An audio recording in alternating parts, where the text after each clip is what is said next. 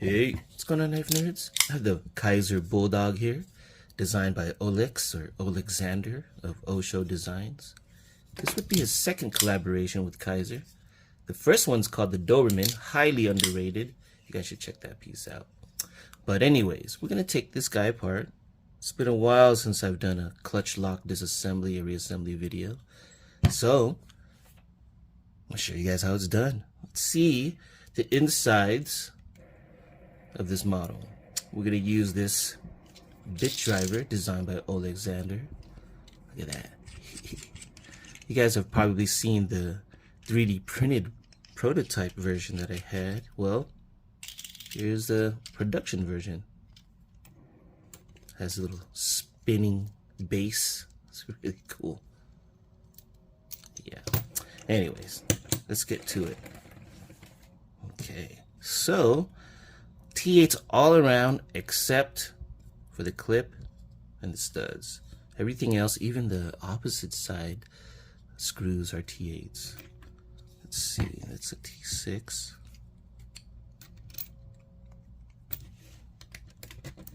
Yeah, this tool is really cool. I like it.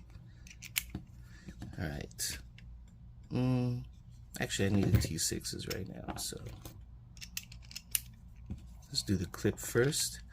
This isn't the stock clip. This is actually my contoured clip that I decided to put on here. I think it looks much better. Feels better. The stock one isn't bad.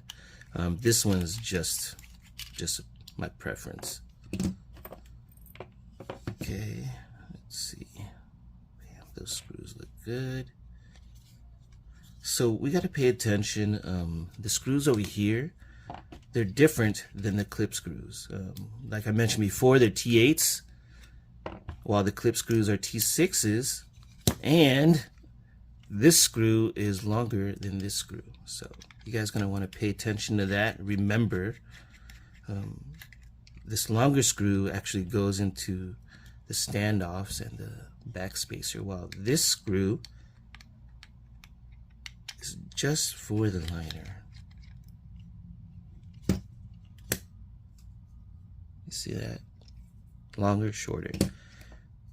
So keep an eye on that. I guess you guys will notice when you guys are putting everything back together, but just in case, you don't want that screw to be poking out from the liner, hitting the blade.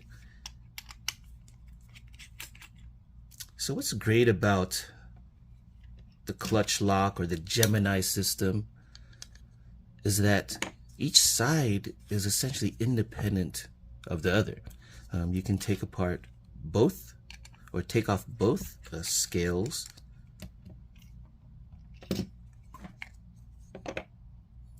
and work on either side. So this blade is essentially functional without the scales. Love Kizer micarta. Excuse me. Yeah, love the feeling. Great texture. It's the best micarta in the game, in my opinion. Okay, let's get those tidied up. Organize it all. But yes, so you can see that barely any screws on the scales, just the clip and the pivot. But inside is where the body screws are. T8's in here also. Yeah, I just love this kind of design, this D-shaped pivot that's captive. And so nothing's turning. I can access either side without needing to take apart the whole thing, which is, in my opinion, the best type of crossbar lock design or mechanism out there. Would be a captive D-shaped pivot that allows you to access either side without taking the whole thing apart. But anyways, let's take this whole thing apart. Okay, organize that. So I'm going to go with the springs. I guess anybody can have their own system or way of taking everything apart. But just as long as you guys understand the gist of everything, you guys can do whichever way. You don't have to follow me. You guys might have your own efficient way to do it. Okay, so now that I got the springs off, this blade or this lock bar would be loose. So that means if the lock bar isn't pushed forward, this blade's gonna flop around. So keep an eye on that. I like to keep my finger on this lock bar so then it locks it in place until I let it go. Okay, so right now I'm going to do the body screws.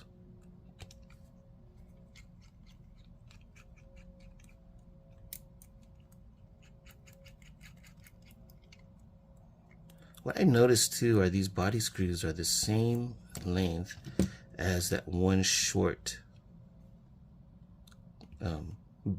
scale screw. So if you mix that up, just know that you can swap it around with these body screws. Standoff screws. Okay, let me put that up there so it doesn't roll around.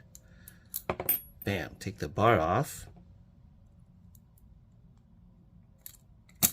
Okay, there we have it.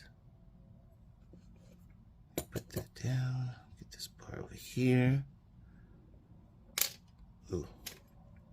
Get back there. Alright, so this is what makes the clutch lock so unique. These 5 holes, or 3 holes, like they have on the Sheepdog clutch lock version. But yeah, this is what makes it very unique. The adjustability of the clutch lock. Maybe you guys may not know, I'm actually the one that named the clutch lock. I'm always proud of that name because it sounds really good. I think it's a really great name. Alright, there's a standoff. That's where for the clip goes all the way in the back. That doesn't have a screw, so it'll fall off when you take off the back spacer. So pay attention to that. These guys are screwed on.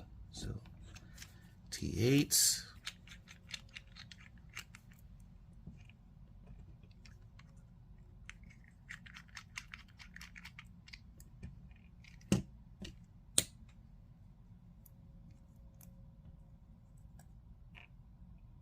Alright, so we have 3 standoffs. So remember that.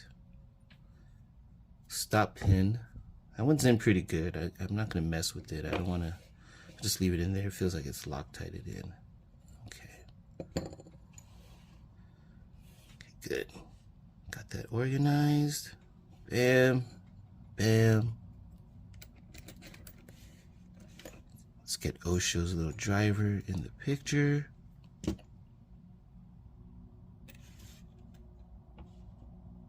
That's nice. Alright, now we can take a picture of it all. Good?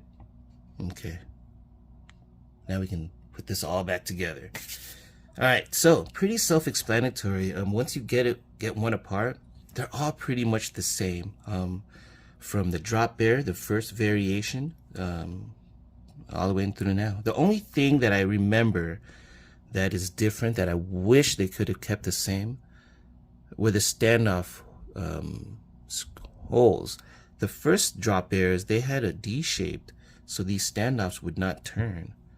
Now we risk having the standoffs turning because they're not D-shaped. Well, let's hope these don't turn on me. Okay, I can feel that one turning. So sometimes choosing, it's weird, even though all these screws are the same, sometimes choosing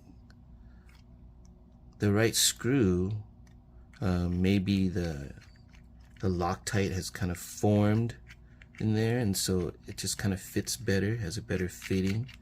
So you might find some screws that actually go in much easier than another. I guess with experience, you guys would know what I'm talking about. Okay, that guy is being a little unruly, so what I'm going to do is just going to turn it around. Or use a different one. There you go, that one goes in smoothly. So yeah, with experience, you guys will know what I'm talking about. There's some where even though the screws are the same size, it just does not go in as smoothly. And it's because with assembly, the Loctite maybe has been formed specifically for maybe that position, that, you know what I mean. Okay, all right, so I got that in. Let's get this spacer. Whoops, is it that way? No, that way. It protrudes out a bit. Okay, next would be this D-shaped pivot. Check that out.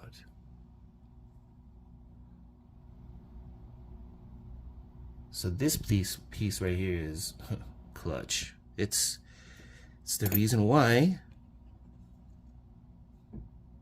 maintenance for this type of design, this clutch lock, is so easy. It's literally because of this guy right here. Okay, let's get that in. So I have the stop pin bearing.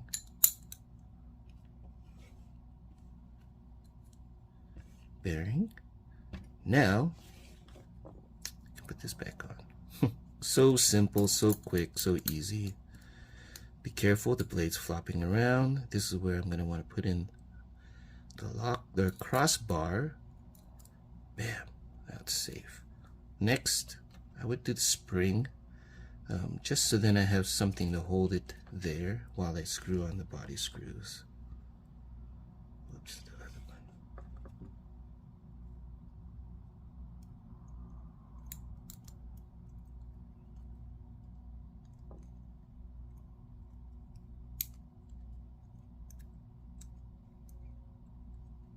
Okay, excuse me. Again, be careful.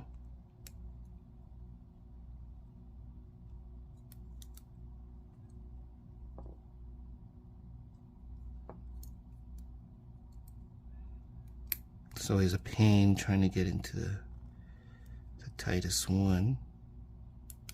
There we go. And I'll just do the other side while I'm at it. Might as well.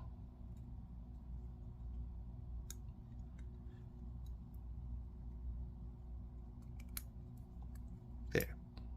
Easy peasy. And let's get the body screw on.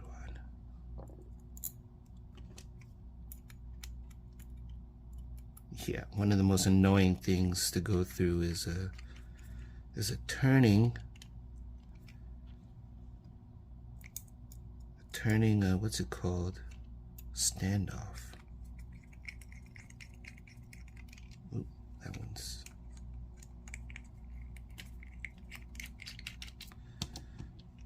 Get this side in first. Yeah, like I was saying. So this guy is turning a bit.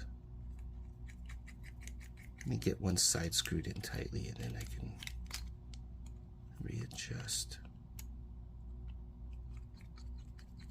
There we go. All right. Boom. We're at the home stretch. Everything's good. I'll check the straightness. Oop. The centering.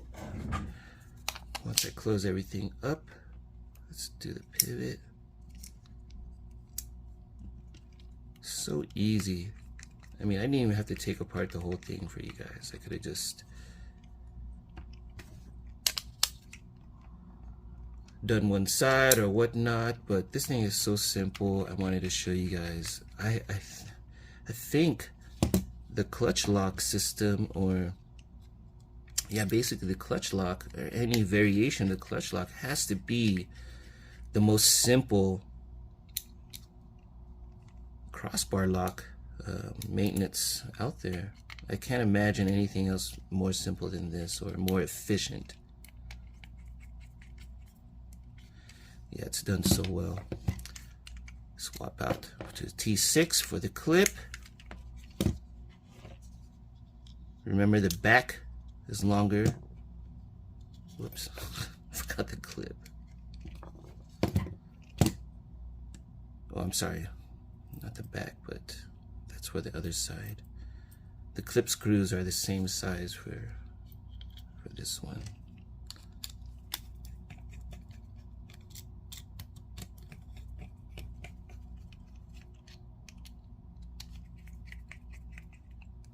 There we have it. Make sure everything's in tightly.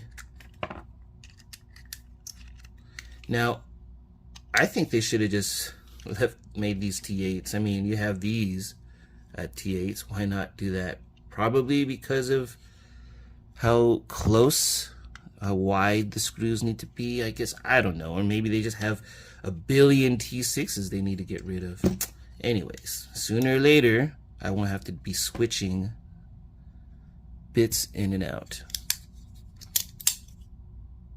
Yeah, that's solid. Yeah, really, really, really good piece. I really like this. I think I'm gonna buy some, get some vegetables and maybe do some kitchen work just so then you guys can see. Yeah, I like this piece a lot. Very, very, very EDC friendly, lefty friendly. Yeah, highly recommended. And the price point, I think $69 for this. And then the aluminum version, 50. Oh no, this is 69, aluminum 59, something like that. Or maybe this is 59, aluminum 69. Yeah, whatever it is, such a good deal, worth it, highly recommended. Oh, and I forgot to show you guys the 3D printout. These are nearly identical. Very, very, very similar in the build. I would have to say this 3D print and the production version, 95% similar. 95% the same. Oh, here's the blade. With the hole, I think it works really well. A holed version would be excellent. And bigger studs would be perfect. This works well, but I just think bigger studs would be funner. Slightly bigger. Maybe not as big as this mock-up, but yeah, great piece. Good job, Olix. Really love your designs. Highly recommended. Oh yeah, let me throw that in there.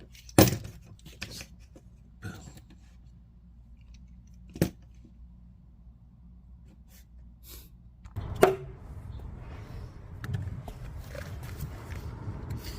Let's chop up this apple. Let's see how this thing functions with the way the choil is, the grip. Really, really like this blade shape. Makes for a very efficient handling of the knife.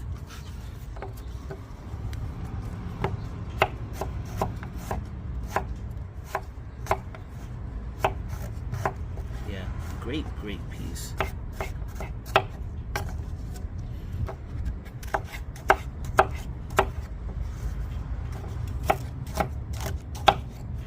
If you need to get up here on the jimping or at the tip for those precision cuts or whatever you need to do, excellent piece.